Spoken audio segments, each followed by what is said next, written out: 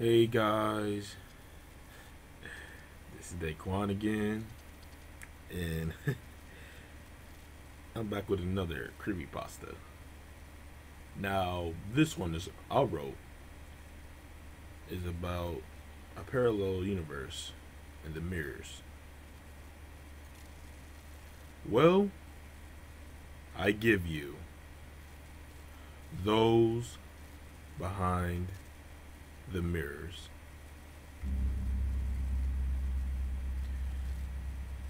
Do you think the one you stare at in your mirror is your own reflection?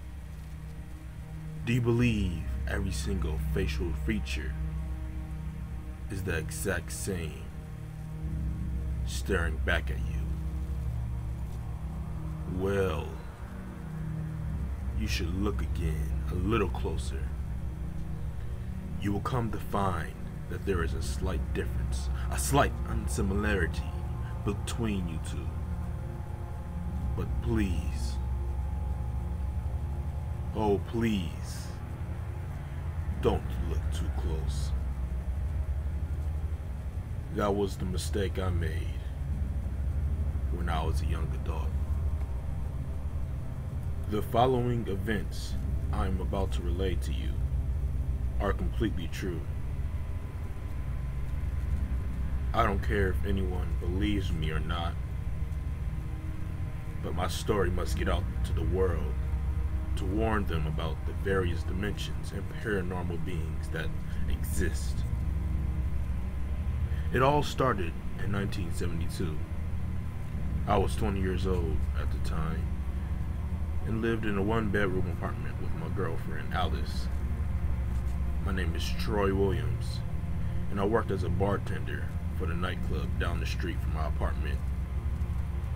Of course, the profession caused me to work late nights and to get off at like 3 a.m., coming home exhausted. Alice would be in bed, snoring away, and in the morning, she'd wake up and cook me some breakfast. These days were truly amazing, and I appreciated her so much. One day, I got off of work a bit earlier, which was around 2:45 a.m. When I got home, I headed to the bathroom to take a shower. The warm water flowed down my back, relieving me of all stress. After my shower, I hopped out and noticed the mirror wasn't fogged up as usual. This struck me as odd because condensation should have taken place. The window was closed and the vents were not blowing any air. I looked in the mirror with a straight face. Something seemed a bit off, but I really couldn't tell what it was. I just dismissed this thought as me imagining things for working so many long and late hours. I awoke to the smell of sausage and eggs in the morning. "You're up early," Alice had told me. I guess. Alice and I began talking about her job and the recent $3 bonus she got. I congratulated her with a kiss.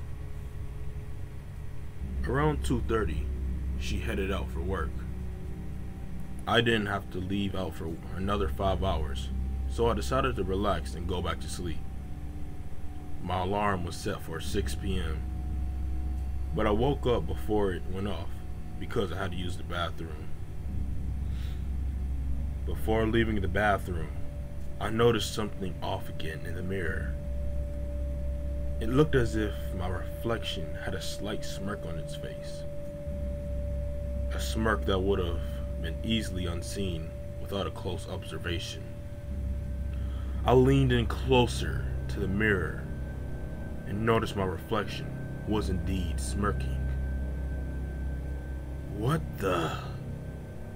Before I even dropped the F-bomb, the sound of my alarm made me jump out of my skin. My image returned back to normal. God, I need a break from work. I'm losing my mind. I arose to work 15 minutes earlier, as usual, and began setting up my booth. My favorite customer, Sean, had sat down. "Just on time, Sean, as always," I said with a smile. "You know it, Troy. You're the best damn bartender I know." "Thanks, man." We then began to start a conversation. We talked about life, sports, women, and the bar. Today's subject was about his wife, or almost ex-wife, to be exact. You see, Sean was going through a divorce. It's been going on for the past few weeks. He always said he was tired about her constant crying, whining, and attitude, and constant arguments. "Damn females," he said. "Hey Troy, do me a favor and never get married." "Sure, Sean." The conversation then led to sports. That's when the other few customers chimed in. Around 1 a.m., everyone headed home. I made $80 in tips that night. Pretty decent, I thought to myself. Around 2:50, my manager, Terry, began closing the bar and said I could go home. When I got home, Alice was already knocked in bed. I was a bit tired myself, but before going to bed, one thing must always be done, and that's to take a shower. After my shower, the mirror didn't fog up again, and my reflection was smirking back at me. Now at this point, I went crazy. This mirror was seriously messing with me. I leaned in closer and began yelling at my own reflection. "What the hell are you smiling for? Do you think I'm funny or something?" There was nothing but silence. I then yelled louder, "Answer me!" Again, nothing but silence. God, I'm going crazy. Yup, that's it. Tomorrow I'm calling off. For what, big guy? Can't handle work like a man? When I looked up, there in the mirror was my reflection, staring back at me with a crazed smile. My heart dropped when I saw that menacing grin. My reflection then grabbed me through the mirror and pulled me straight through it. The other side of the mirror was dark. The bathroom and all of its surroundings looked exactly the same as mine. I had flicked the light switch on, but it wouldn't work. Where the hell am I? The whole room was silent except for the sound of my shoes stepping on the floor, echoing throughout the room. When I stepped out of the bathroom, there at the end of the hall stood my reflection, staring at me with that damn smile. "Who are you? And where am I? Where did you lead me to?" Nothing but absolute rage oozed throughout my entire body. "You're in my road now. I am your other half, Troy. I'm your hatred, rage, and darkness. My name is Yort. I want your life, your body, and so much more. And I will keep you here for eternity. Until I get what I desire." As soon as he said this, Yort's eyes turned pitch black, and he broke into a sprint after me. I immediately ran through the hall and ran out of my apartment, to what was now nothing but a silent ghost town, surrounded by darkness. I walked down the street towards the bar. As I walked in, I began to hear a ripping and wet chewing noise. In the corner of the store was Terry, chewing on Sean. "Terry?" I had said with fear in my voice. Terry then looked up at me. Blood dripped down his mouth. His eyes were black.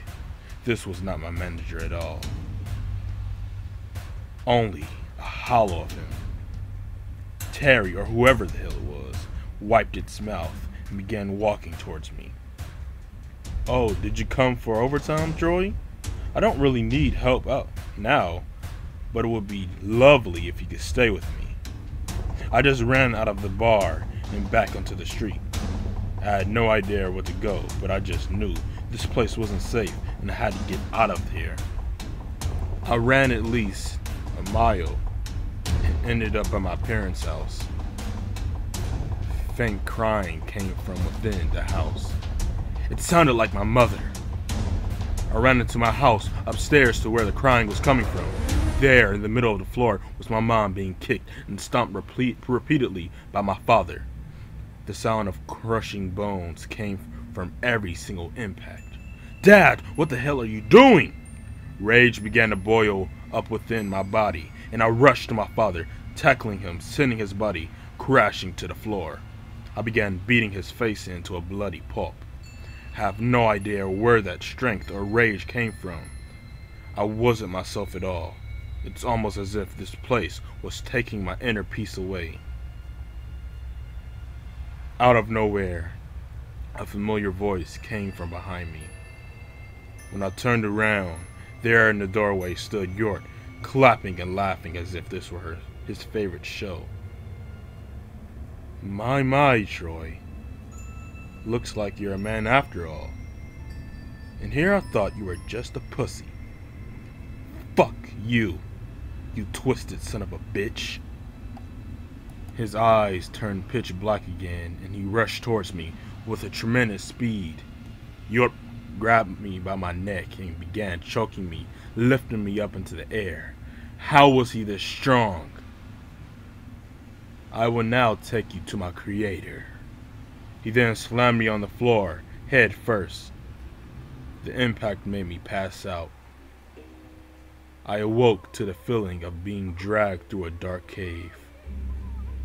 My vision was a bit blurry, but I swear I heard faint sounds of people moaning in pain and sorrow. I tried to fight against whoever was pulling me, but they were just too strong. The faint sound of Tiny Tim began to play in the background. I fought a little harder with all the strength I had. I was completely terrified. They then grabbed me and slammed my body on the cave's wall. "Stop squirming now, or I'll rip your fucking esophagus out of your throat." Their breath smelled of rotten meat and flesh. I complied to their order because I could tell by the tone in their voice that they were serious. As we got deeper into the cave, the sound of Tiny Tim's voice got louder. We came across a faint light which led to a large opening in the cave. There were tunnels all around the area with people dragging unconscious people in and out of the cave. There in the middle was a creature. Its body was similar to that of a spider. Its skin was thorny and black. When I saw its face, nothing but confusion and absolute fear struck my body. It had so many faces, shape-shifting every 5 seconds. It lifted one of its arms and pulled an egg from the ceiling, dropping it to the floor. The thing then began to split open, and Alice climbed out of the egg.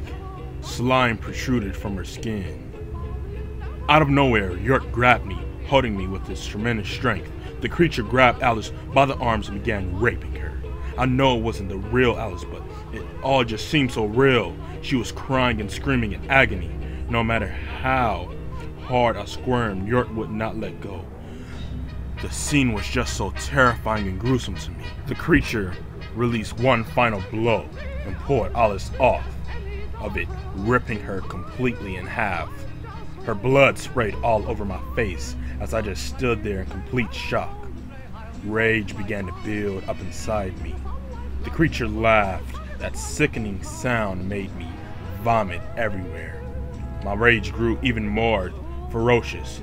It felt as if I were going to explode. I broke away from Yort's grasp, and with all my strength, I punched him in his jaw, causing it to break. I just couldn't control myself.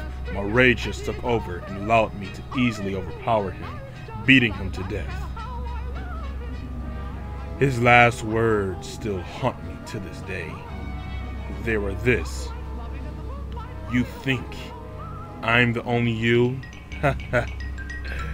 There will be more and more created.